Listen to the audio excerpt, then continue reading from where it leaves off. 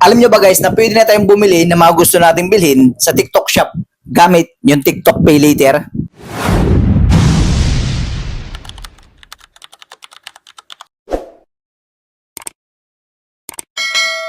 Ang kailangan lang natin gawin is i-activate natin yung ating mga TikTok Pay Later account para magamit na natin to sa pagbili ng mga product na gusto natin. Pero nakadepende pa rin kay TikTok kung magkano ba yung credit limit na ibibigay niyan sa ating account. Abot nga pala guys ng up to 50,000 pesos yung binibigay ni TikTok para sa credit limit. Kaya kung ikaw may gusto kong bilhin sa TikTok pero wala ka pang pambili, pwede mo nang gamitin yung TikTok Pay Later.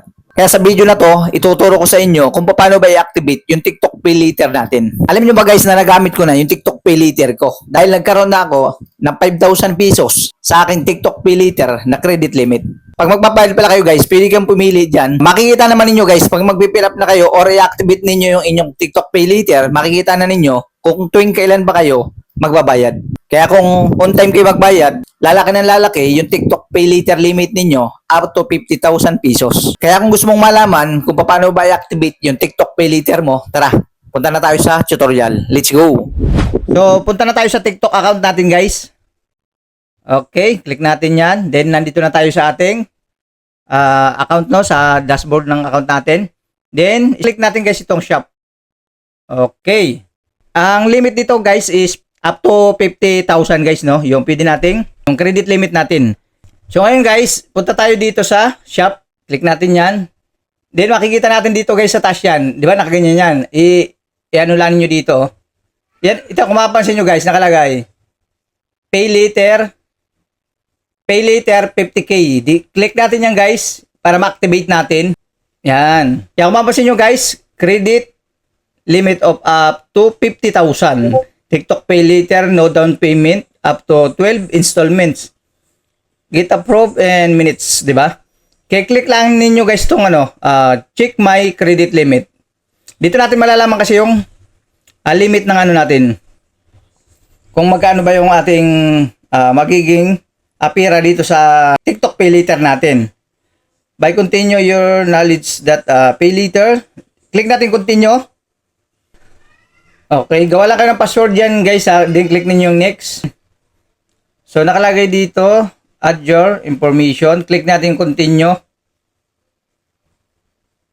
So dito guys, pipili lang kayo dito ng ID, yan verification. Pili lang kayo na isa diyan. So halimbawa, piliin natin dito ay driver license. Ito kasi nakalagay dito guys, recommended, di ba? Dito tayo sa recommended. Professional ID card. Then dito sa driver license tayo. Then click natin yung continue. Then pipilapan lang natin guys dito yung natin, information. So dito maglalagay na tayo ng ID card guys. Pipicture natin yung natin dito. Yan. Yung ating ID na gagamitin. So hindi ko na i-diretso to guys kasi pipilapan lang yan. Hindi ko naman pipicture na yung ID ko kasi meron na akong sa first account ko. Pakita ko lang sa inyo. Kumbaga, ang gagawin nyo guys, dire-diretso lang yan. Pilapan nyo lang. Lagay nyo yung ninyo.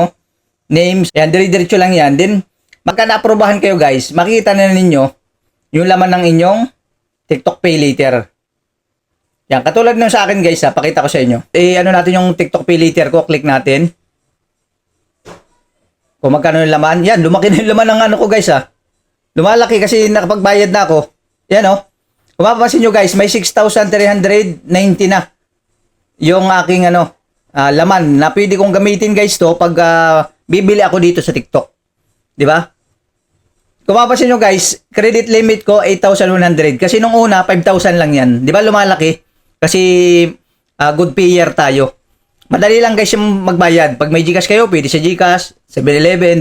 Yan magbabayad ulit ako ng December 16. December 16 ako magbabayad ng hulog. Amount due, 1,300 yung babayaran ko na.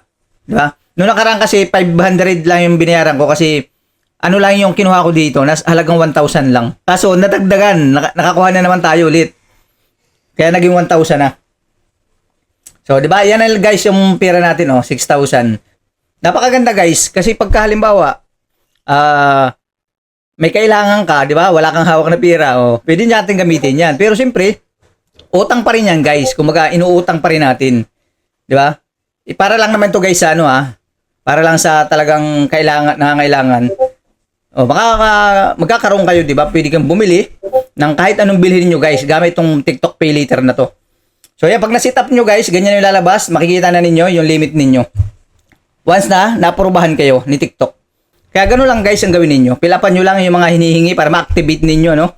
Yung inyong TikTok Pay Later at magamit nyo na rin siya. Guys, dito lang kayo pumunta lagi guys Kita naman natin yung shop dito. Lagi kayong pumunta sa shop. Then hanapin yung Pay Later dito sa taas at para ma-activate ninyo. Pag na-activate nyo yun guys, pilapan nyo lang lahat ng information doon. At yun, pag okay na lahat, magagamit nyo na yung Pay Later.